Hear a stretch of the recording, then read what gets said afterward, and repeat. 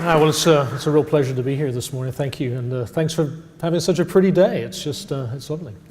So lots to talk about this morning. First thing is really to make clear that I'd rather that this is a conversation rather than you just sitting and listening to me. I'm happy for you to listen. That's okay.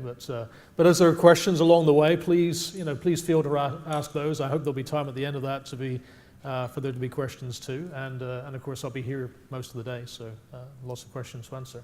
And the other is really to recognize that this is sort of part of a really a large picture that's happening in Tennessee. That I think Tennessee is a state where we have this drive to 55 target. Lots of states have similar kinds of targets to try to create a much more educated populace. And so what we know is that every system is perfectly created to produce the results it produces, right? So we know what results it produces because we can look around our state and see who it is who has post-secondary credentials, and what we see is that is completely uneven. So what we know is that actually our system is actually pretty good at producing particular kinds of graduates and actually not particularly good at producing other kinds of graduates. So if we're serious then about creating a much more educated state, we have to find ways to be able to reach student populations which historically we have not been very successful, and sort of face the fact that sometimes it may be us as well as them. So what I'm going to talk about is I'm going to talk about co-requisite remediation, but I'm going to talk about it in a sort of a broader context so you can start to see maybe how that fits into a broader picture for us. And so for me anyway, this begins with choice, right? So it begins with a student arriving on your campus, and now they have to well, first of all, I suppose they have to choose to come to campus. And actually, there's been a change already in Tennessee in that sense. The Tennessee Promise has already sort of changed the choice for students in Tennessee. That now the default somehow is, well, where are you going to college? It's free. Why would you not go? Which is a very different kind of choice from the choices that students have made in the past. But even then, when they do come here, understanding what they might study when they actually begin their studies at college, this is a hard thing. And what we now realize is that in fact, as humans, we find choice hard. The jars of jam are there because there's a sort of an old, well, maybe the canonical study to illustrate this choice was at a farmer's market. So students or people who were at the farmer's market, there were two stands of jam. One had 6 flavors and one had 60 flavors. So here's my question to you. Which stand do you think got more visits? 6 or 60? 6? No. 60. I mean, when you go over to the 60 flavors of jam, I mean, did you even know there were 60 flavors of jam? I mean, and this is what we find, that people love choice. They're attracted to choice. Where there's more choice, people will flock. And that's what happened, actually. Many more people visited the 60 flavors of jam. But which stand sold more jam? That's the 6, right? Because you can't make a choice between 60 things. I had this yesterday. I went to... I stayed in one of the local hotels, and there was the steak and lube. Yeah. So have you all been? Some of you clearly have been to this place, right? So I of course had to have the wings because apparently that's what you have to have. So that's what I did, And then he flipped over the menu, and there were 430 different flavors of sauce. It's like I don't even, how do I begin to know what it is that I want? And what we know is that, in fact, this is exactly the way in which students feel, many of them, when they come to college. Some of them, of course, know precisely what they want to do, and others have absolutely no idea. And the trouble is that when you have no idea and you're faced with a large number of choices, if one of the choices is, I'll choose later, then you will choose later. Right? It's called choice paralysis. That's the posh name for this. And so the first thing for us to do is to see, well, does choice paralysis make a difference? Does it matter whether or not people actually choose? And there was some, there's some data, there's some good research. Davis Jenkins' group at CCRC, for instance, had done some good work to show, really, really powerful work to show that when students have a program, that this really makes a difference. Well, what we wanted to do was to see, how does that play out in our system? So what we did was to pull all of the students who were undecided, and we went back to fall 2010 so we could kind of track them through several years to see, well, what does that look like? What does it look like when students are undecided? How do they progress?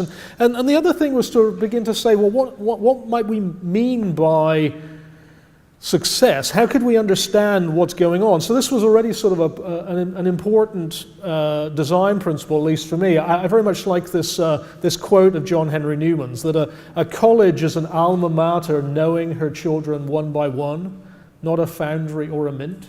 Let me say that again. So a college is an alma mater knowing her children one by one, not a foundry or a mint or a mill. So if we're going to be serious about student success, we have to be serious about student success about changing individual lives, not changing sort of the picture en masse. Does that make sense? So not doing this work by using summary statistics, but actually trying to understand on an individual basis. Of course, there's a sense in which the overall picture will show things. So this was the picture. Right, so these are all of those 4,500 students. And as they gradually drift up the screen, they're amassing student credit hours. This is actually in the university setting. It was harder to do in the community college setting because, at least in our community colleges, students who didn't know what they wanted to do were defaulted into an associate's degree in general studies. They didn't actually choose anything. They were just defaulted into an associate's degree in general studies. So in the data set, it was very difficult to see, were these students who chose that, or were these students who just got put in there, right? But in the university sector, that wasn't true, so we could see this. So this is what that looked like, and the color actually has something to do with their GPA. So green means they're doing fine, yellow means they're kind of in the middle, and red means things are more problematic. And then when they turn into that little white dot, that means they dropped out. Because at least many students in Tennessee, they drop out. My suspicion is that's true here too. All right, well, so that's what it looked like. What I said was we wanted to see whether it made any difference if they choose or not. So we're going to see the same kind of idea, but now as they choose, they're going to collect to the right. It's not a political statement, it's just what you're going to see. All right, so you can see now, as they choose, so there's their decide. So now look, there's 1,800 of them who've decided, now a couple of thousand, and well, there you go. So this is the end of the 4 or 5 year cycle. And well, the stunning thing that we found was, look, we started off with 4,500 students. 2,400 of them, they dropped out before they chose anything at all. Right, look on the left-hand side. There are a few people over there who are still in the game. And if anybody who's a registrar in the room knows what that means. That means that they've chosen a major, they just haven't told the registrar yet. They didn't fill the forms out, right? But most of them, right, 2,400 of them, they just dropped out before they chose anything at all, let alone finish the degree. They didn't even choose anything. The people who did choose, yeah, they seem like they're doing actually quite well. And what we found was that of the people who were able to choose in the first year, 80% of them were still there 4 years later, still in the game earning their degree. Of the people who were not able to choose in the first year, only 25% of them were still there 4 years later. All right, so what do we do about this? It seems very clear for us that what we wanted to do was to enable people to make a choice, right? Because it's now clear that making a choice is an important thing to do. On the other hand, if all we do is get them to check a box is not the same as making a choice. Fair? So what we did was to say, if we can create these affinity groups of disciplines, and in our state we decided to call them academic foci, largely because people didn't like the idea, they didn't like the term meta major because they couldn't decide whether it was meta, mega, mini, mega, whatever. There were lots of things surrounding that name. So we call them these academic focus areas, and it was important for us that they all overlapped with one another. They were not mutually exclusive. It's perfectly fine for somebody to want to be an economist and think of themselves as, I mean, they can think of themselves as in business or in social sciences or in STEM, I mean, and all of that's fine. A historian could think of themselves as being in humanities or social sciences, and that's fine. So, but by creating this new choice architecture, what we could say was that when students begin, that everybody has to choose either a program or a focus area. We kept that general education as one of those focus areas because, at least in our state, and it sounds like this is also true for you, that there are a number of students who aspire to go into a four-year school and they come to a community college to do their general education. I don't know that that's necessarily the picture that I want to have them to have in their heads, but it is the case that sometimes that's the way that this works. And sometimes that means that they're actually sort of following an articulation of 2+2 that they have at that community college, and that's fine. But now the conversation that we have with an incoming student isn't, well, so do you know what you want to do? Well, no, well then we'll talk about that later. It's, well, if you don't know exactly what you want to do you know in general what it is that you'd like to do? Do you know from the beach and the mountains? Do you know, oh, do I broadly speaking want to work in humanities or in business or in healthcare? And at least what we found, and this was the sort of the really interesting thing, was that by changing the way that we did our advising, right, so now when students first come in, there is now this intensive activity to help students define that initial start, that they were actually able to make a plan, that they were able to make a choice. And so we surveyed them. So this last fall 2015, literally every single student across the entire 2- and 4-year sector, they all were able to choose either a program or a focus. And the thing that we found was that what we were worried about was exactly this idea of sort of checking a box. What we found was that isn't really what happened. The overwhelming proportion of the students, when we asked them, why did you choose the choice that you chose, they had a reason, right? And the reasons were diverse. They were able to pick more than one thing. They were able to, it was also the case that sometimes they were interested in salary, but many of them said, well, I chose that because I have an interest in that direction, or my parents thought it was a good idea. That's a reason.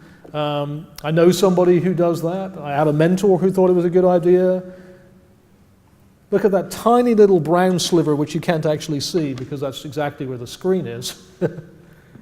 Right there is a little slice of less than 1% of students who said, well, you made me choose. That's why I chose. I had to. Less than 1% of them said that that's the reason why they chose. And so this I think we were pleased with. What perhaps is more interesting is whether it really did actually change the way people made a choice. And that's what you can see. That historically in the 4-year sector, roughly a third of the incoming class were undeclared. Really, really quite stunning.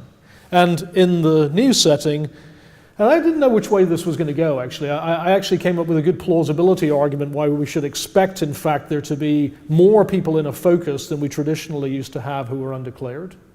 That isn't what actually happened. What actually happened is that it shrunk by a factor of 2.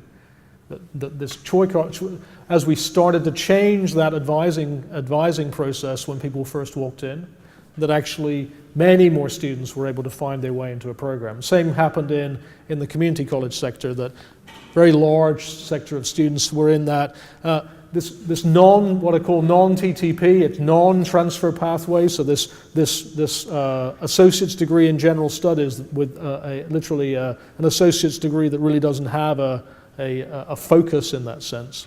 So you can see that's dropped quite considerably in this new model, and really has now moved down to a place where those students who are in that green slice, they are all in 2+2s that local community colleges have worked out with local private schools. That's what that green chunk looks like. So it's far too early to declare victory. What is clear is that we have now significantly changed the way in which people choose their pathway when they first arrive. That it really is now the case that everyone has sort of a direction.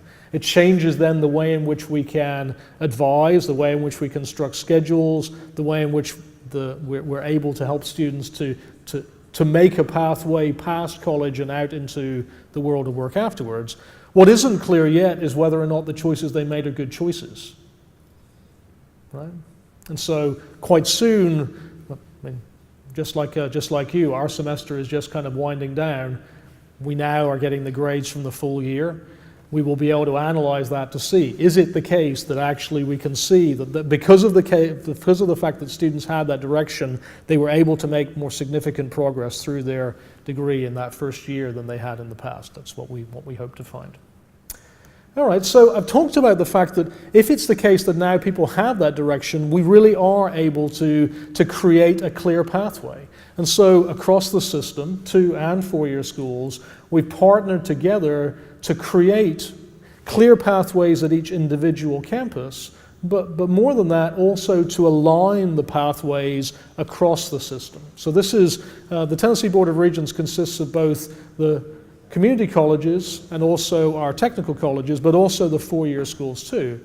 And so we were able to work together to create what are called Tennessee transfer pathways that actually are also involve our sister institutions in the University of Tennessee system, and then also are recognized by the private schools in the state, all of the not-for-profit schools in the state are also recognize these pathways. So we have roughly 50 of those, and they are pathways which are 2-year curricula, which if a student does that curricula at any of our community colleges, they're seamlessly transferable to any of the 4-year schools. So again, all of that work really creates a momentum for students to find a path and move along it. It also changes the way in which we work together to try to create those pathways, and also creates a useful paradigm for us to understand, well, if that's the pathway, or if that's the roadway, then what are the roadblocks? What are the places where, as students are now walking along this pathway, where do they get stuck? Does that make any sense? And it also calls for us to do that work of saying, well, if we're going to create these pathways, are there ways in which we can organize ourselves to try to make those pathways work better? So one of those ways, for instance, was not only did we create these transfer pathways as lists of classes, but we sequenced them. We actually provided a blueprint of this is a default sequence of the order in which taking these classes would be a good idea. So we brought together teams of faculty to take that curriculum and actually produce a 4-semester plan. And we deliberately made it a 4-semester plan, not ignoring the fact that we have many students who are part-time, but knowing it to be the case that being a full-time student is simply a more successful recipe for most students. What's more, we were able to take those pathways or those curricula and create those curricula in such a way that those pathways they fit together. So this is using what we call a harmonious pathway structure. And this is a piece of discrete optimization for mathematicians in the room, right? So we wanted to create a structure where if a student begins on a pathway and then they change their minds, I know this is a completely foreign concept in Ohio, but in Tennessee it is quite common for students to pick one major and then change their minds to something else. When they do that, it doesn't make any sense for a student to change their minds and then have to begin all over again, right? But that will happen unless we as a community get together and say, well, let's make these pathways work in such a way that that doesn't happen. And so that's what we did. We worked together with faculty to create these set of curricula, these set of default sequences of courses in such a way that as a student is going along those paths, if they move from one path to another, then if they lose anything at all, what they lose is as small as possible. Now, it is the case, in fact, that we don't go around telling all the students, it doesn't matter if you change because you're not going to, that's not the idea, right? So this is not to try to encourage them to shop about, but what we wanted to do was to take advantage of the fact that since people move, it advantages us and it also advantages them if we're able to make that movement be as little disruptive as possible. Does that make any sense? But again, it doesn't work unless we do it on a broad scale. It can't even work if an individual program ever does this. Right? You moving doesn't magically align you with everybody else. We all have to align together. Same was true with mathematics. That we too have been part of this sort of math alignment movement. It's now nice to know that this really is being picked up. I don't know if you know the work of the new TIPSY group, the Transforming Post-Secondary Mathematics in Education. So this is a new group which has been basically formed by the 8 major mathematics associations in the nation. It's also affirmed by NASH and ASCU and APLU. So it really is the case now that this movement of saying that when students study mathematics, the mathematics that they study should actually have curricular relevance to what they do. And so if that's college algebra, that's college algebra, but often that's not college algebra. This is a powerful movement now across the nation. It is the case that in our system we have affirmed that across all our curricula. So worked with statewide discipline groups, and it has to be done one by one, or it has to be done with each discipline to say, so what is the appropriate math class for your students to take in that discipline? What we've settled on is really sort of 3 flavors of degree. This is all we have now across our system. 3 flavors of degree, degrees that require some flavor of calculus, business calculus or engineering calculus, some kind of calculus.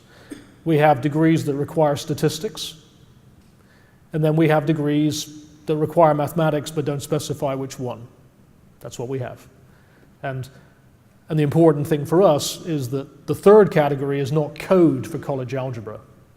In fact, in our system, the 3rd kind of course, the course which doesn't specify which mathematics, those students should be in quantitative reasoning or elementary statistics, not in college algebra. So that's where we've moved. But again, it took work to work together to make that happen, because what I think everybody in the room knows is that the days are really gone where many of our students could be expected to go to a single institution. That's simply not the picture anymore, certainly not the picture nationally. So the reality is that we live in an educational ecosystem, and finding ways in which we can work together is really advantaged. So that's the kind of the general pathway idea. So what then are what are the significant roadblocks that we should expect to find, just because of looking back in history? So at least in our system, developmental education was such a roadblock. What I'm going to talk about really is this transformation of the way in which we have gone about developmental ed, and it's a decade of work. It's a decade of work. So moving to Co-requisite, which is what I'm going to talk about, which was piloted in 2014-15 and then fully implemented last fall and during this year, that pilot and that work comes after a full decade of actually pretty innovative work in developmental education. So it isn't because all of that was a failure. It's actually building on that previous work. Does that make any sense? So here's where we were. Back in the fall of 2013, that's when I started there at the board office. What I wanted to see was, after all of that work in developmental ed, where were we? And this is where we were. So, and this is where we were, and the metric is somewhat foreign. So that's the reason why I want to spend a little time here talking about it. What we decided to do was not look at how many students completed each developmental course, right? Because this is a very natural concept in education. Just simply look at, what's the ABC rate in your class? Well, I joked with somebody, I was actually at a meeting in Dallas a couple of weeks ago about student success, and said, we need to find which city has ABC as the airport acronym rather than DFW as they do in Dallas, right? And apparently there isn't one, so there you go. So I guess we'll have to meet in Dallas. But this is a really natural statistic for us. But that's not what we need to be looking at, right? So if we're serious about student success, we need to be looking at how that translates into students passing the credit-bearing class. And so that's what we decided to look at, to say, well, okay, after all of this work now, what proportion of our students who begin in this case, developmental mathematics, at the end of an academic year have passed a Gen Ed satisfying credit-bearing math class, right? Yes, ma'am.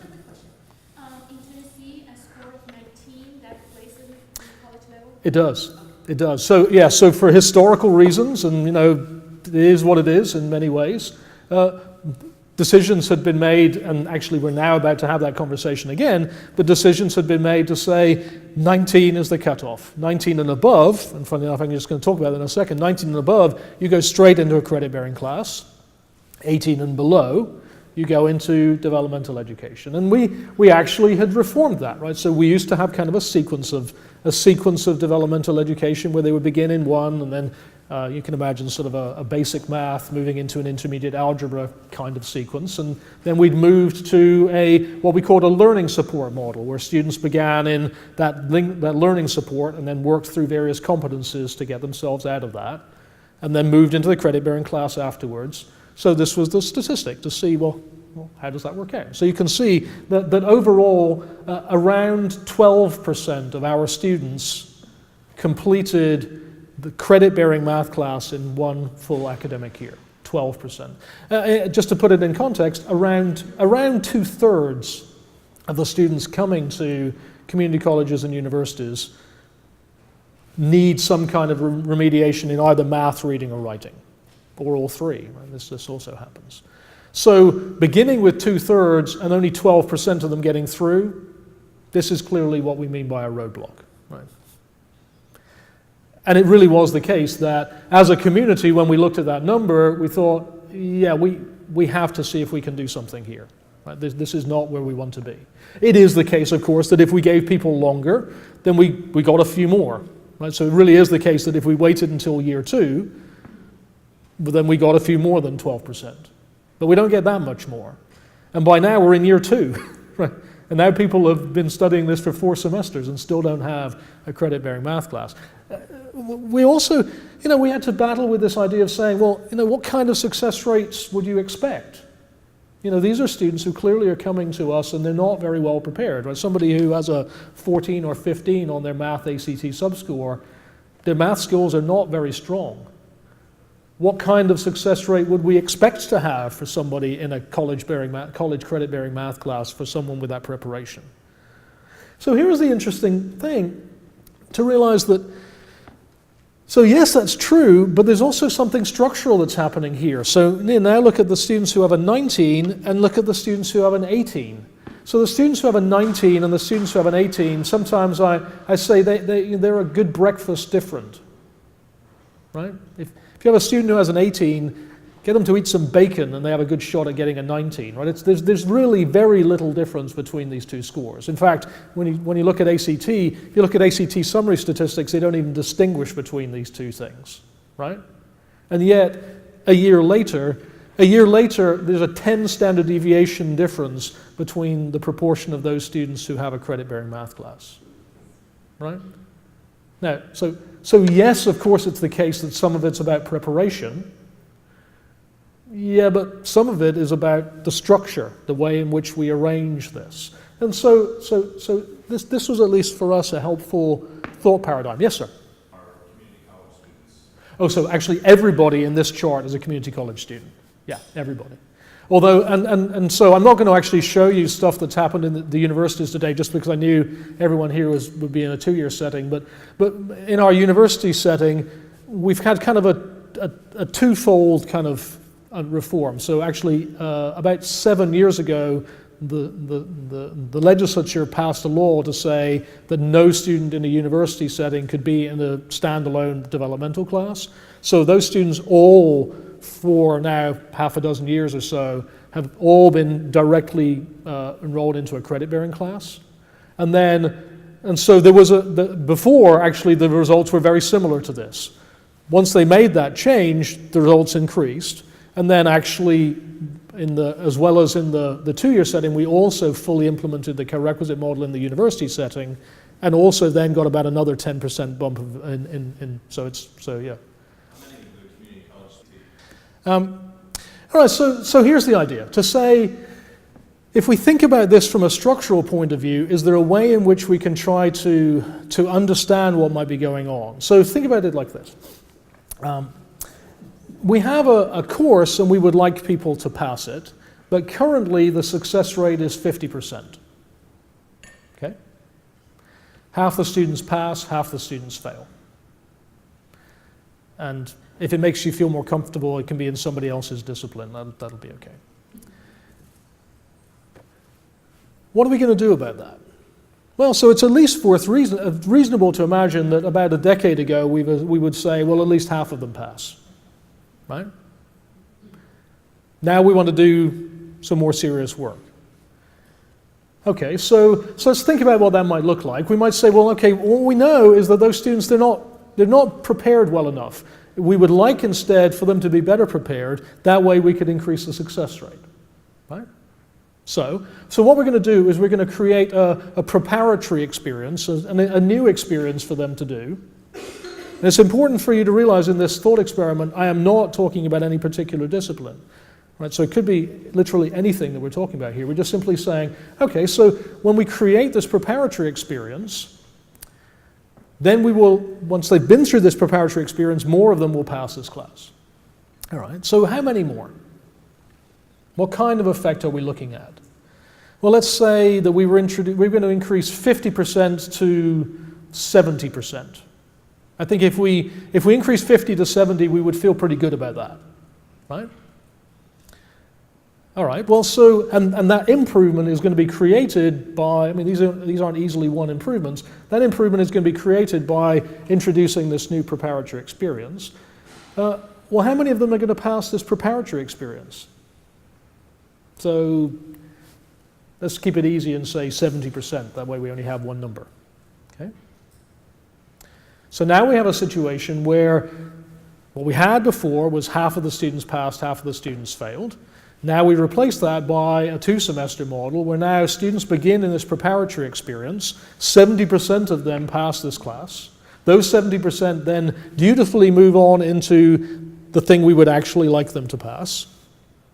It's already the case, actually, that this is not reality anymore, right? Because we know that in the middle people will drop out. But it's my thought experiment, so I'm just going to ignore that. Once they move into this other experience, now, not 50%, but 70% of those students pass the class. Agreed? So that's better. Or not? Well, because 7 sevens are 49, right? So 70% of 70% is 49%. And so it's in fact the case that a slightly smaller proportion of students have now completed that two-semester sequence than in the past completed the one-semester sequence. And so this is a sort of a fundamental reality of the fact that when you have sequences of classes, it is the case that you're going to have some sort of exponential decay in this way. There will be this kind of attrition, and it's sort of unavoidable. It is the reality, of course, that it's a little more complicated than that because students can repeat and all those kinds of things. But it really is the case, actually, that when you went and looked inside the data behind that blue bar chart, what we found was that it wasn't so much the fact that students were not completing the individual courses along the way, they weren't completing the sequence. That's what was going on. They weren't completing the sequence. So that was the reason behind us then really trying to look at working on this co-requisite model, because of course it really is the case that co-requisite model, the whole definition behind it says there's not a sequence. Now it's the case that these students are simply in a one-semester experience and there isn't a sequence. And so when we thought about this, introducing this co-requisite, we wanted to create a large-scale pilot, but we wanted to do it in a particular kind of way. And it was an important design principle for us. The first was that this pilot was going to be large-scale across the system. It wasn't going to be piloted let's say, at one individual school. And the reason behind that was we really wanted to understand whether this pedagogy could work for all of our students. Right? I think it would probably be pretty easy for me to persuade you that it would work for the students who had an 18. Right? But less clear as to whether or not it would work for students who had a 13.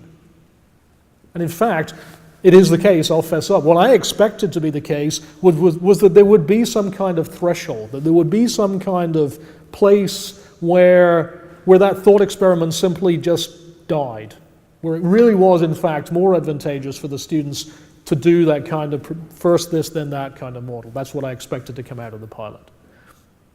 It certainly wasn't clear that this kind of an approach could work, for instance, for returning adults. Is it really the case that you can take somebody who hasn't been in education for a while and they come right back and you just say, I've got something for you. Let's put you straight into a credit-bearing class.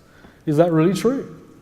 Is it the case that it works for minority students, for low-income students? Is it true that it works just the same in rural settings, urban settings, big schools, little schools? We really wanted to make sure that this really was going to work for all of our students. And there were plausibility arguments that people made, all kinds, to say, no, I really don't think that will work, or yes, I really do think that it will. The other was that we wanted to create a prototype, not a pilot. Because it really was the case that if it worked, our intention was that it would scale across the system. Not that we would sort of perpetuate it as an ongoing pilot, but it really would become the new paradigm. And so we set about that prototype in that way. The results were actually really very powerful. Now, what we saw was about a 4-fold increase in success in mathematics and about a doubling in success in writing. So it's very similar to the kinds of success that you've seen in your writing. And this, we knew was not unexpected, because what we knew was that this had already been tried in several schools. Certainly in English had been tried very much using the ALP model across the nation. We had schools in our own system, Austin Peay State University and also East Tennessee, who had made this kind of change and had seen those kinds of results. The real question was, so does that work well in a community college setting, and just the same as it was apparently working in a university setting? And the pilots really confirmed that. So we last fall did actually move to a full-scale implementation. So all of our 2-year schools and also all of our 4-year schools. In the 4-year setting, those students were already going into a credit-bearing class. The difference was that they did not have that coordinated supplementary instruction element of the co-requisite model. So it isn't the case that the 4-year schools didn't provide some kind of tutoring, but it often wasn't required, and it often wasn't sort of coordinated with the course in the way the co-requisite model was. So that's what we moved to, and this is what we got. So you've now seen the blue bars, those you've seen before. I guess I didn't have the no ACT score on there before, but somebody asked about that. So that's kind of what our success rate used to be for no ACT score students, and now the sort of the summary statistic at 12% is there. And so you can see why we were persuaded to do the co-requisite model. When you see a 300% increase, that's something that you have to sit up and notice. But more exciting, I think, is the fact that the gains were all across the board. And this, I think, we were completely not expecting before we did the pilot. Of course, once we saw the pilot, this is exactly what we saw and the reason why we moved forward. But even students who are down at a 13 still passing the class. So yes, 27% is not 50, it's not 70, but it used to be 2.7. It's a tenfold increase. It's a tenfold increase. And so we were excited about this. I've told you that we've done this in math, reading, and writing, and in our system, reading and writing are treated separately. I don't know what you all do here, but it's separate for us. So in reading, it looks like this. That the historical data is the orange there, and you can see that, again, we began with a roughly 30% success rate in freshman writing. And again, the more prepared you were, the better you did, but still nowhere better than about 30. And then again, you can see a good doubling of success rates in English 1010. So very similar to apparently. So our scaling across ends up being about 60, not 70. But we have schools that are. The summary statistic is important to think about in comparison with the overall ACTs, because this is something that we really have now had to realize that many of our community colleges, it's the reason why we actually disaggregated in this way, different community colleges have very different incoming ACT distributions. So just simply talking about the kind of the headline number of, well, at our place the success rate is 70%, at our place the success rate is 63%, that only actually has meaning when you know what the underlying distribution of ACT scores is. And so it's the reason why we did it in that way. And then reading looks like this. So interestingly enough, and I don't know that I can explain it well, the baseline for reading was always higher than the other two disciplines. I don't know what that says about mathematicians, but there you go. So you can see that still there's a good 10-15% increase in overall success. And in any other sequence of charts, a 15% increase would be something we'd really celebrate. For your English? All right, so it is, of course, a year later, so we can also start to see what happened to the students who went through the pilot, because the game is not over just because they happen to have passed that credit-bearing math class or writing class or reading class. And so at least the results that we have so far are, for instance, the fall-to-fall retention for those students. You can see that it increased pretty dramatically. So from 47% to 69%. So a 22-point increase in fall-to-fall retention. People liked that. And also the number of actual, so the number of college credit hours that they earned. So college credit that they earned during their freshman year also increased pretty dramatically. So a good 10% increase in that too. What we now want to do, so this is, you can imagine, grades are now just about to post, and I will have this information probably within the next 2 or 3 weeks, is really to see, so what happened to these students as we sort of watch them kind of drift up the screen, if you like, as we watch them work through their studies. The English folk I don't know if there are English folk in the room, well I know there's at least one, but yeah, they did freshman writing, 1. Well, how did that translate into success in freshman writing 2? Right?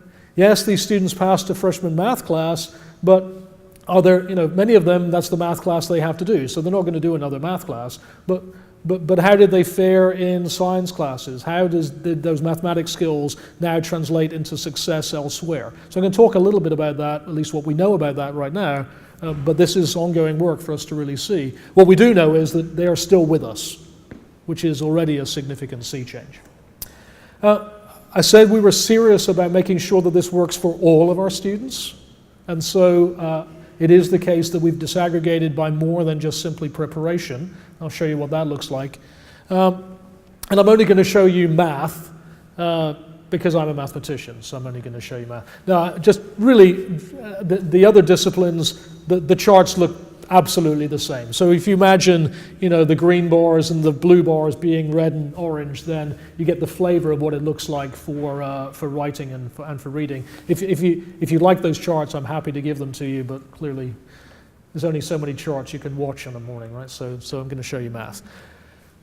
So this is what the results look like for our for minority students, and you can see the original number was quite shocking. That actually we were at 6.7% of our incoming population who, at the end of an academic year, had passed a credit-bearing math class. Really quite astounding. And perhaps the most astounding thing about it was we didn't know. Right? We'd not run that number to see that. Yes, sir. Oh, underrepresented minority. Yeah, sorry, yeah. Maybe that's a Tennesseeism, I'm not sure, but yeah, that's what it stands for. So you can see, again, we've seen a very significant increase, 5 to 6-fold increase in overall success. 42 is not 52. Right? 42 is not 52. But largely speaking, that difference is explained by a difference in underlying ACT distribution. At least in our state, minority students have an ACT distribution that trends lower than the general population. That's just the reality of where we are right now. And so that's at least part of the reason why that 42 is not 52. I'll talk a little bit more about that a little later. Adults. So I said we were concerned about whether or not this approach could work for returning adults. And you can see, yeah, seems as though adults do just fine. They actually do a little better than overall. And for our low-income students, so these are students who are on supported by Pell Grants, and you can see again those students do very well. In general, just to give you some sort of idea of what one might expect, so national statistics suggest that for low-income and minority students, we generally see about a 20% gap. So this is work of the Lumina Foundation and Gates to really raise awareness of that gap. This is the gap that you see habitually across the nation. So the fact that for low-income students the success rate is 48 and overall about 51, that's a much smaller gap than one would have reasonably expected. In fact, what we saw for the minority students is actually sort of what one might expect. Yeah. Just an observation from an Ohio perspective, and I forget over here, those would be certainly things for us to Right. consider. Yeah, and we have a very similar, I think, as you explained, the Ohio model was very much based on the Tennessee model, and we had exactly that built in. As you do that analysis, the important, at least for us, the important design principle to realize was that it was this sort of pipeline effect, which was the important thing to see. Not the success rates of the individual components, but what proportion of people were really making a way all the way through their pipeline. And it calls into question all kinds of other sequences, and this is work that we're doing too, to say, nobody graduates from any of my schools with 1 semester of biology. Right? Everybody has to complete a full year of biology, or a full year of chemistry, or a full year of anatomy and physiology. Right? Actually, for most students, 1 semester of calculus is not enough. Right? There are a few degrees that require only 1 semester of calculus. As soon as it requires calculus, it often requires at least 2 semesters, but often actually 3 semesters of calculus and differential equations and linear algebra.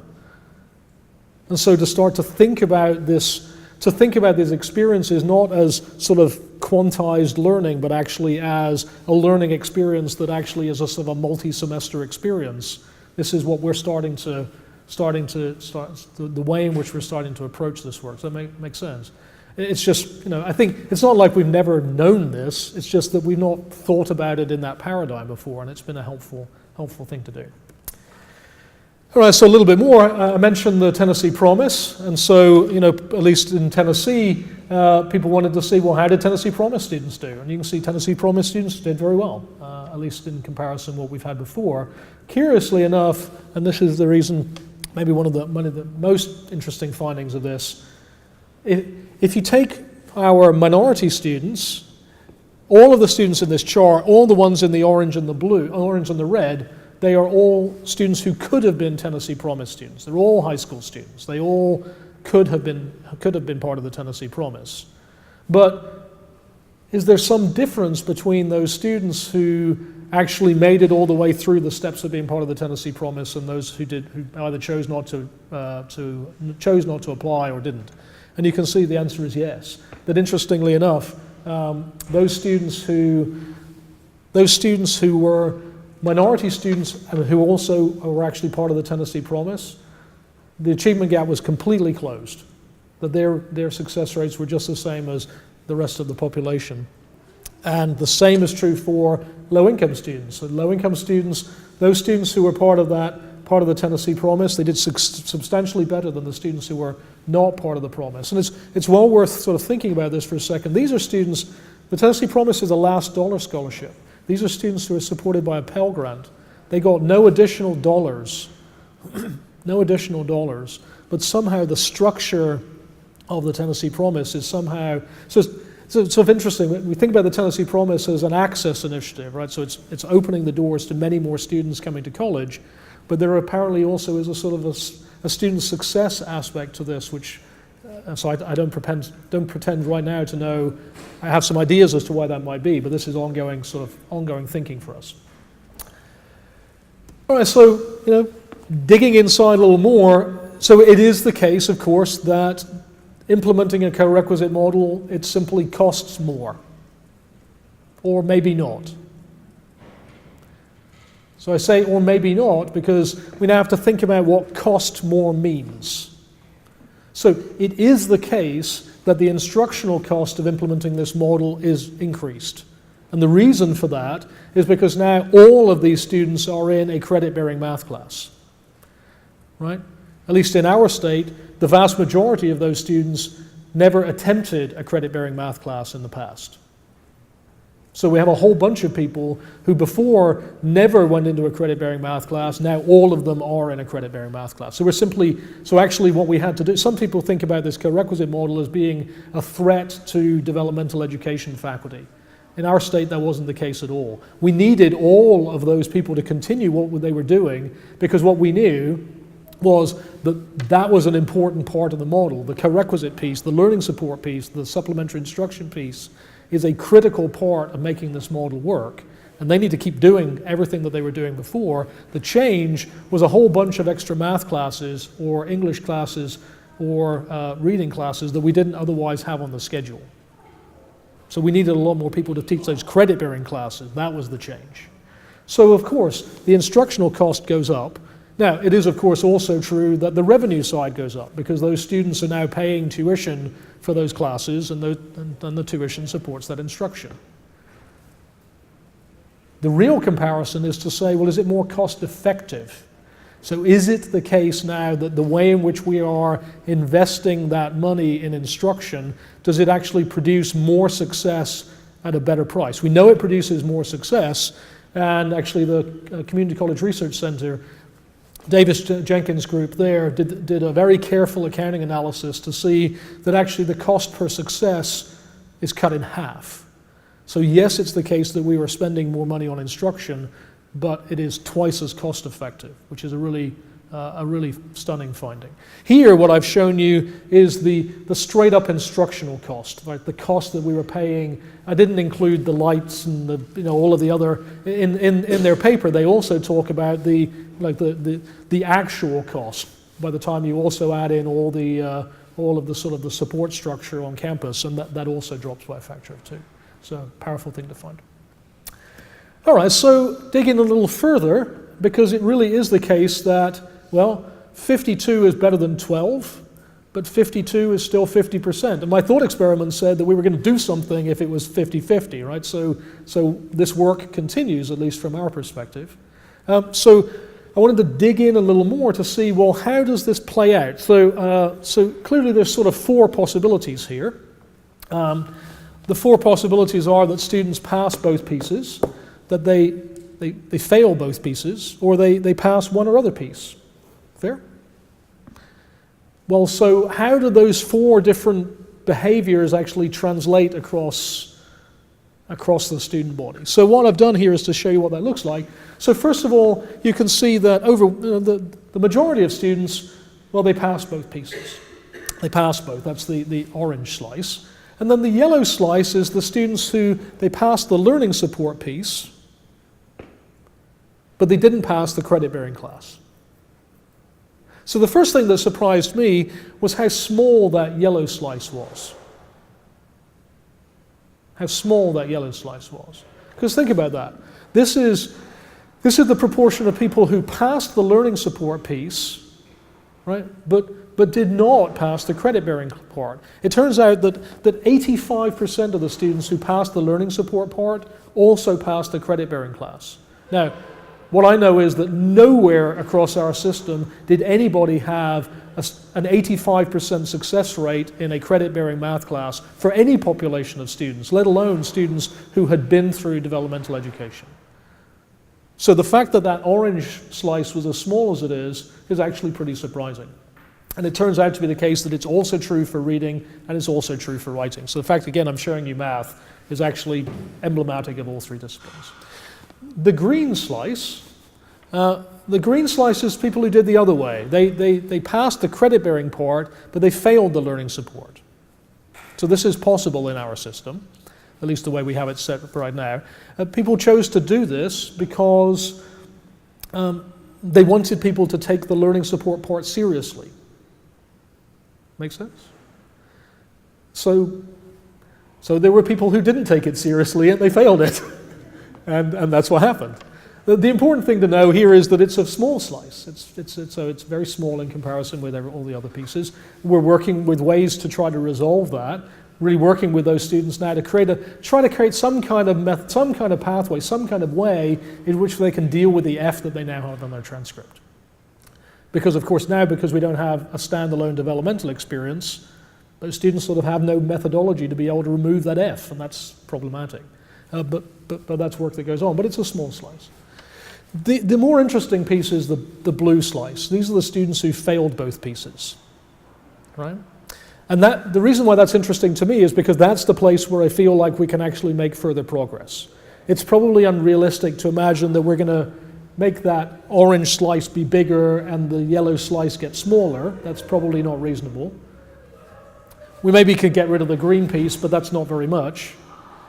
The real place is to see if we can what we can do about those students who were unsuccessful in both pieces. So that's what I want to kind of spend a few minutes digging inside to see if we can understand a little bit about what's going on with those students. So this is, still at its beginning, but it's work that's important. So first of all, on the right-hand side, what I've shown you is what that looks like now for their overall educational picture. Right? What we wanted to see was, so this success or lack of success that students had in these particular courses, how does that translate to their success or lack of success in all the other classes? Right? It's important for me to know that because let's say those students, they failed both those math pieces. Was that because they just weren't very good at math? Or because they just weren't successful across the board? Those are two really different kinds of picture, right? So we're going to want to see if we can get inside that a little bit. So first of all, you can see the students who were successful in both pieces, they were actually successful in everything that they took. They passed basically all of the classes that they attempted, which is great. You can see that the students who failed one or other, well, we know they failed one or other of them, so we know that they had an F on their screen. So it wasn't going to be 100%, but you can see that it's roughly 2/3, right? So then again, that's encouraging. The students who failed both, you can see that they only earned about 20% of the credit that they attempted. So we already know there's something really different there. Right? The other thing that's actually pretty striking here is that those 4 lines have nothing to do with the ACT that I put along the bottom. Right? I think, at least I personally expected when I did this, was to see that those lines would be correlated with ACT. That the better prepared students would earn a larger proportion of their attempted credits than the students who were more weakly prepared, right? No. So dig inside to the students who failed both. Although there's much to see about the success of the others too. Students who failed both. So first of all, they're predominantly full-time students. This actually was quite surprising. In our system, just as I think is true for you, it's about a 50-50 mix, part-time and full-time, right? So we would expect it to be the case that the students who failed both would be kind of a 50-50 mix. Yeah, but apparently not. So that was interesting. And then when we dug inside to see, well, okay, so how many hours did they earn? How many hours did they earn? What you can see is, and so this is only the full-time students, because of course for the part-time students, we already know they failed both classes. We know that they earn no credits. It's tragic, but it's true. But for the students who were full-time students, look, you can see the number of hours that they actually earned. More than half of them earned no credits at all. No credits at all. So it really isn't the case that their lack of success in that math pair, and again, this is exactly the same picture for reading and writing. So it isn't the case that their lack of success in math or writing or reading is isolated to that discipline.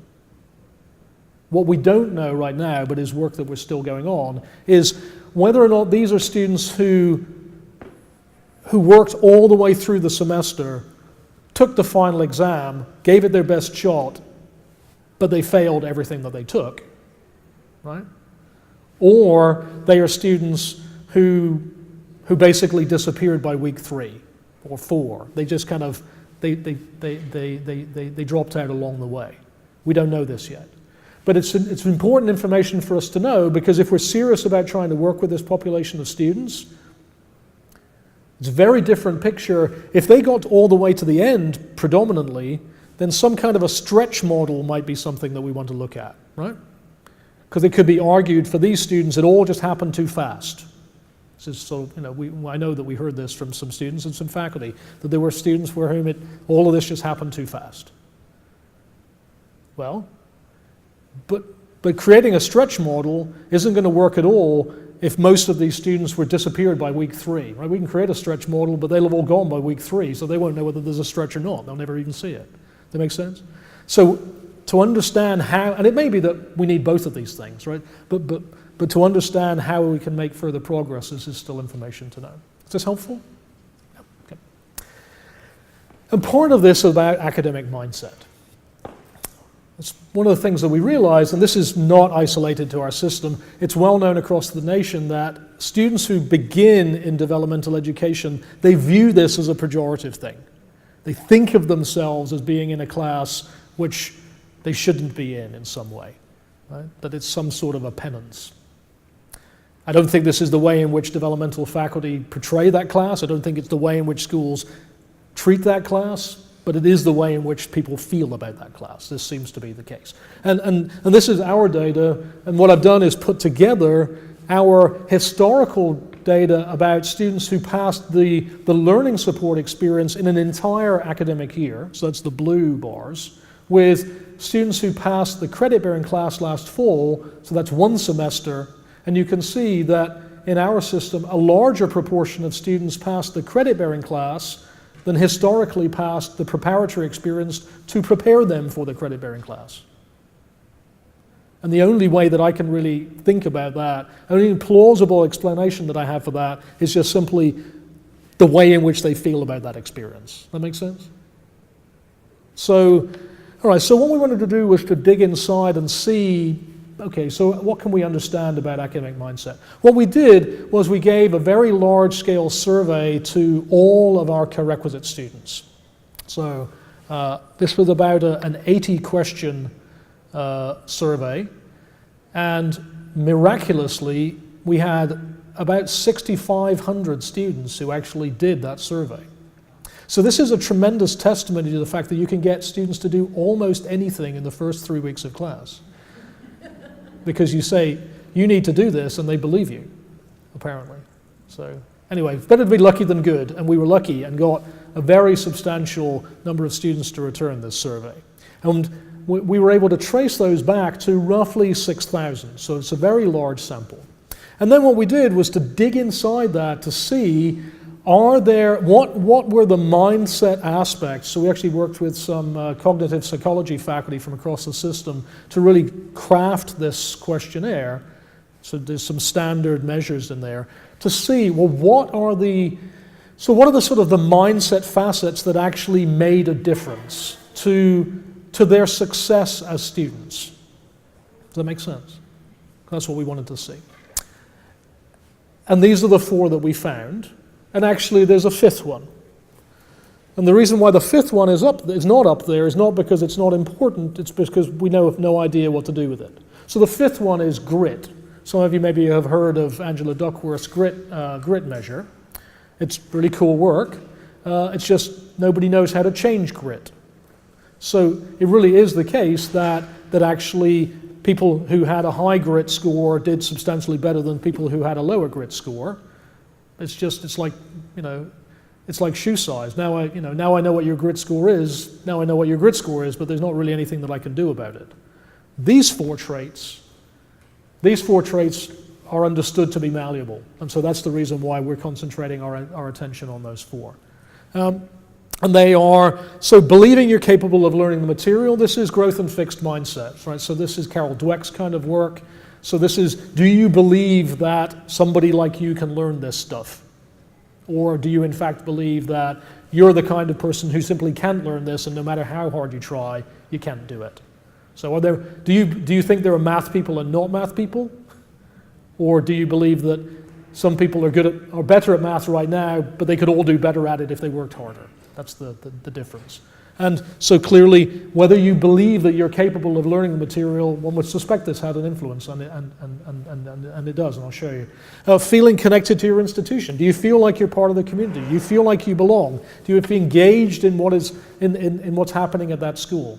Do you feel like if you didn't turn up, people would notice? Right?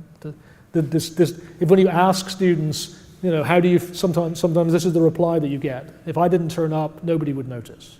Is that what you see? Believe their coursework has value. Do you believe that what you're studying actually has something to contribute to how you see yourself unfolding as a person? Do you see the value in what you're doing? And I mean, this really actually hit home to me. So we did some, all of this work has really been work that we've done with large teams of faculty, bringing people together. The co-requisite work was just the same. This was not implemented by a sort of a central missive that I sent out and said, everybody do this. We brought people together to make sure that we could do this as a community. When we did this work with the academic mindset, we brought about 300 faculty in. They all filled out surveys at the end of the day. Everybody really enjoyed the day. Everybody said that they found it really valuable, except for 2 people who, and on their comments, it said things like, "I'll never get that day back." This was the worst day of my life. One in my head was 2 things. First of all, that there probably was some administrator somewhere who said, "I know I'm going to send to that," and this was revenge for something that happened somewhere or something. But what was also true was apparently early on in the day, they figured out that this had there was no value in this for them. And it sort of, I kind of knew who these 2 people were because it sort of became apparent. Early on in the day, they were already starting to question why on earth anybody would ever, this was obviously useless on its face. And everything for the rest of the day just sort of reinforced that idea, right? Everywhere they looked was another reason for them to believe how useless this was. Does that make sense? And then the last one, do they believe they have the skills, ability, knowledge? Not do you have the sort of the smarts to succeed, if that makes any sense, but do you believe that you can get yourself there? Can you depend on your car? Do you believe that you'll actually be able to get to class and actually see it all through? And what we found, which was pretty surprising, was that in our student body, somewhere between about 1/3 and about 1/4 of the student body feel negatively about themselves in one or more of these traits. All right? So first of all, it isn't the case that a small slice of people feel negatively about themselves. There's about 1/3 or 1/4 of the student body who do.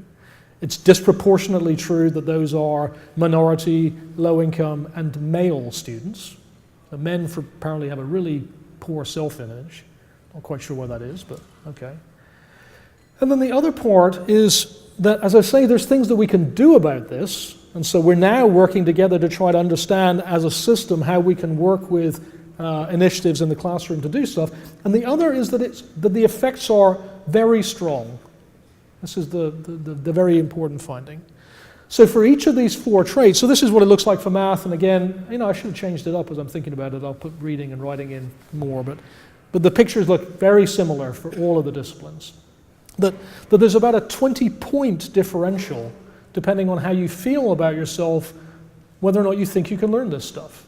And I should point out that these mindsets are completely discorrelated from ACT. So it isn't the case that just people who are more poorly prepared just believe they can't learn this stuff. That's not what's going on. In each of these categories, there are people from all across the ACT score bands.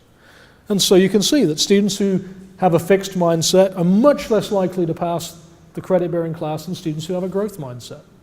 Students who question whether they belong are much less likely to be successful than students who believe that they belong. Interesting there to see that you kind of don't get a bump if, feeling you really belong doesn't produce much of a bump, right? But questioning whether you actually belong already depresses the likelihood that you'll be successful.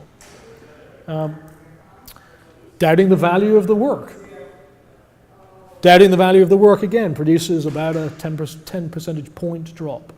And then the real surprising one for us is having little confidence that you have the support structure around you to succeed. You can see it cuts your likelihood of being successful in half. Really striking. So actually, as a system, what we've done is worked with the Lumina Foundation on a project called Beyond Financial Aid. I don't know if you've come across this work, but Lumina Foundation worked with the Annie E. Casey Foundation to create really a sort of a self-study model for how to be a campus that is low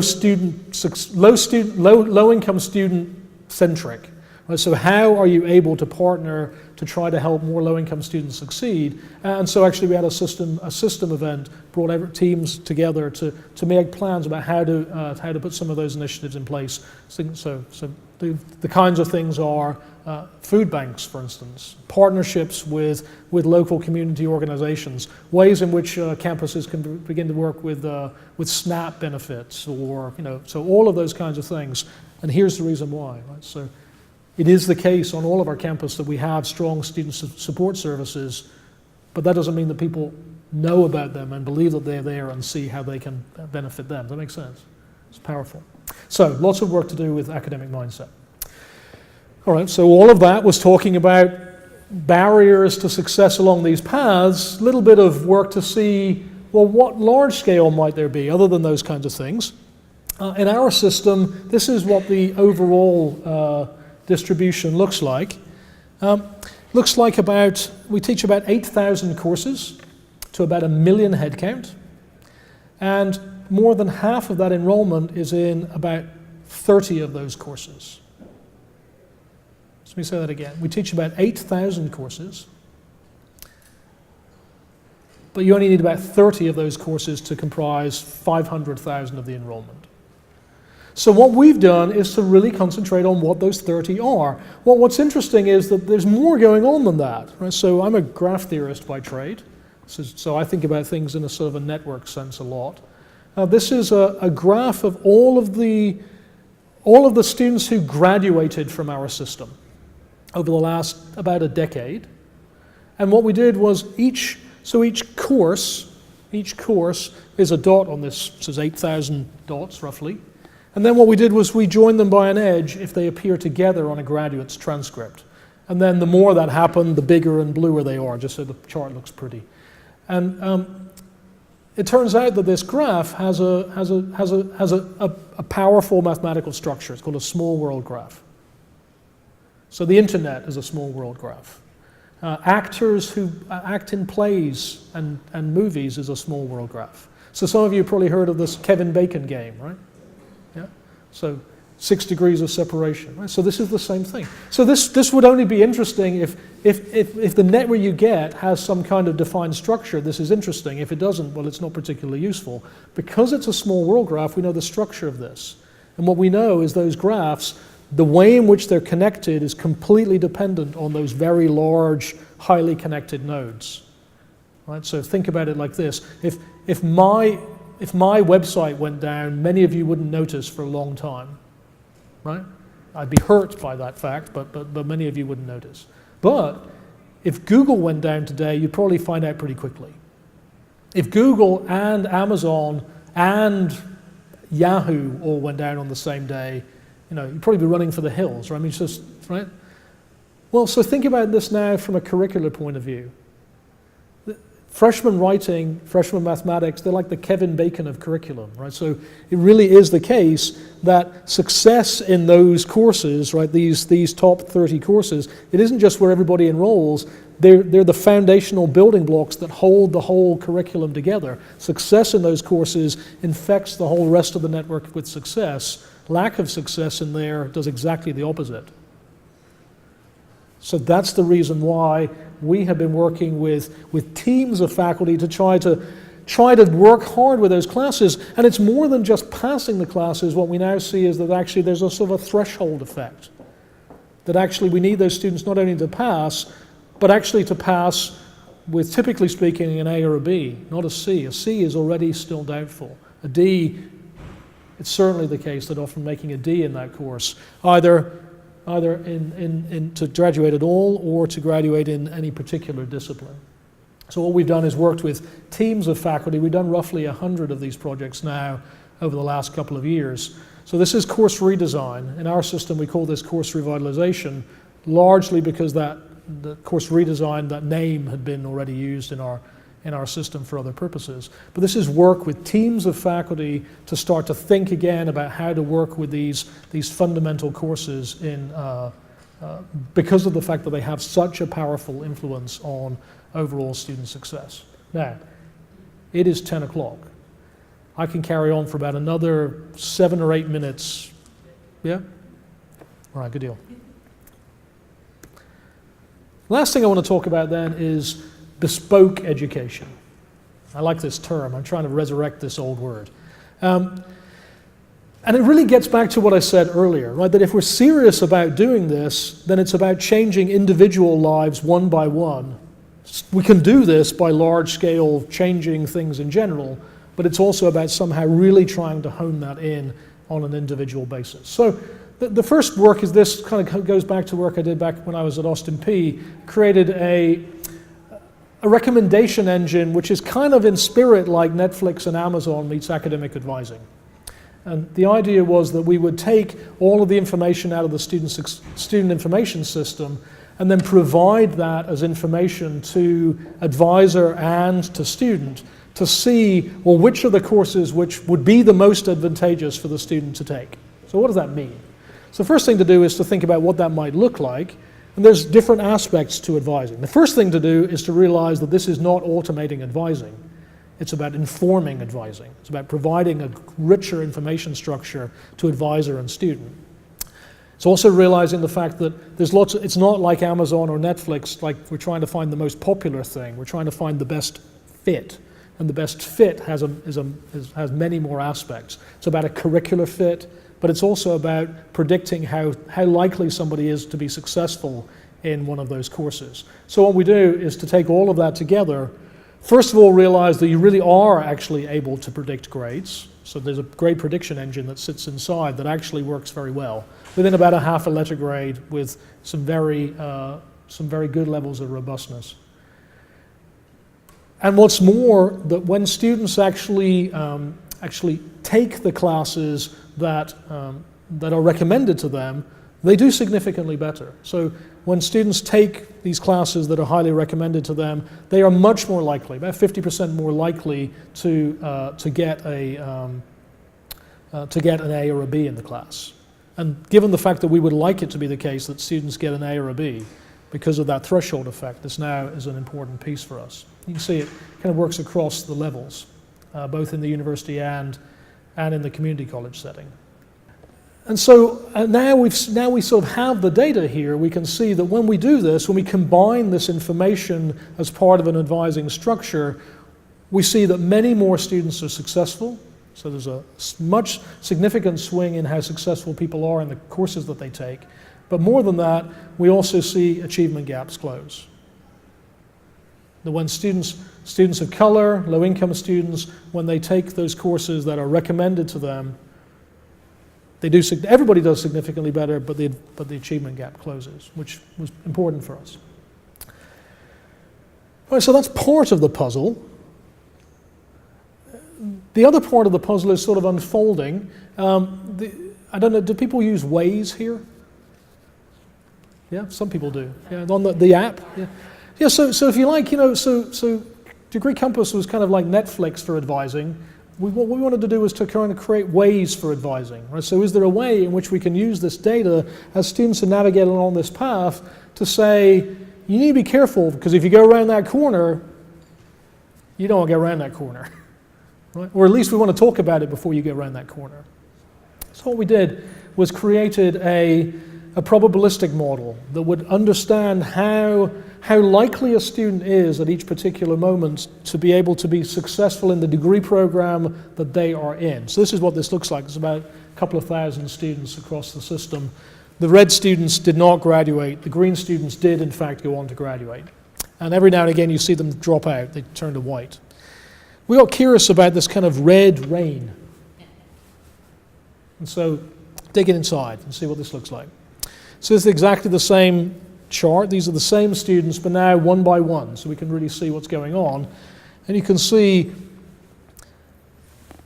that it's very often the case that that's what happens. You have students who are unsuccessful, and what happens is that suddenly the bottom drops out of their success. They end up earning grades in classes where basically nobody has ever successfully completed that degree program having earned that grade in that class. Doesn't mean it can't happen. Just means in the past it has never happened. And if we're serious about changing the structure, changing the system to produce different results from what we had before, this is a place where intervention is what needs to happen. Agreed? So The first thing to say is, well, first of all, this analysis is, whilst it's fun to see the dancing dots, it's only useful if we can actually put it in the hands of advisors, the people who are actually interacting with students to make a difference, to make an intervention. So we're developing this interface called AppVisor, which actually is going to put this information into advisors' hands. It's still prototype, but it's already across all of the schools in our system. The other is to think about, well, what we might say, because an intervention is all very well. Knowing that you need to intervene is fine and dandy, but what you're going to say when you intervene is something else. We did some work when I was at Austin Peay on this, and we data mined out about 100 students who were very unlikely to complete the degree program they were in, and then we designed a script. It was around the stages of grief, to have a conversation about their major, about their discipline. Because we anticipated that it would be kind of a painful conversation. You know how it went? We went in, we sat down with them, and they said, let's talk about your major. They said, oh, I'm in the wrong major. So we kind of jetted past, denial and anger all the way to acceptance. Right? They knew that they were in the wrong major. And then we said, well, so tell us why that is. Why don't you change to another program? And they said, I have no reason to imagine anything else is going to be any better. So I'm just going to stick with what I got. Right? So they know that it's bad, but they have no reason to imagine that anything else is better, that there's anything better out there. And the trouble was that we didn't know that there was anything better out there either. Right? I mean, many of you are advisors in here, and you've had these conversations. You sit down with somebody and say, look, this isn't working out. And they say to you, well, then what else do you think I should do? And you say to them, well, sometimes you know, but a lot of the times you don't, because it's hard to know. So what we did was to use this predictive analytics model to find those other disciplines. So these same students, the same idea, but now what we're going to do is to run that analysis in parallel, so when the bottom drops out of their success, is there something else? Is there another pathway in which they could be much more successful? That's the top of that orange column. So you can see that for many of these students, there are other degrees out there. There are other degree programs which, if they were in there, they could be perfectly successful. It's just they're not. They're in these other programs in which they're sticking with what they got. So what we're doing is to use that as part of advising, to now intervene with those students and have that conversation. Not you must change, right? Not you must change. It may be, like this student, for instance, who really wants to be a nurse and is very unlikely to be a nurse. In the conversation with her, or with him, may be, look, well, if you want to be a nurse, well, then let's make a plan, because what you've been doing, that's not going to work out, right? But it may also be that the conversation can be, but there are other possibilities for you in which you're much more likely to be successful. And it may be that one of those really resonates with you. Then you can see that, so we sort of have this twofold idea, not just what are you good at, but also what are you interested in. Because this student who wants to be a nurse may not be particularly interested in the fact that they may be very successful in art history. Maybe they are. Maybe they're a sort of budding artist or a budding museum person, but more than likely they wanted to be a nurse because they wanted to help people, or they were interested in healthcare. So finding some other discipline that's in that area is more interesting to them. Does that make sense? And in fact, we're looking at ways in which we can actually put this in the hands of students. So actually put this on an iPhone app so students are then able to, again, be able to be a significant part of that information gathering. And what we're working with there is trying to find ways in which we can really harness the cognitive psychology and behavioral economics behind that. It's no good just simply sending an email to the student saying, I've got bad news for you. That's not going to work, right? Instead, we have to find ways in which we can convey that troublesome news in a way that's a call to action, that actually encourages people to make definitive steps towards their success. So, thank you for your patience. Hopefully you kind of have an idea of, yes, co-requisite education is an important piece of this, but it's a piece of sort of a much larger kind of coordinated approach, of which I've shown you maybe half today, but maybe half is enough for right now. So thank you.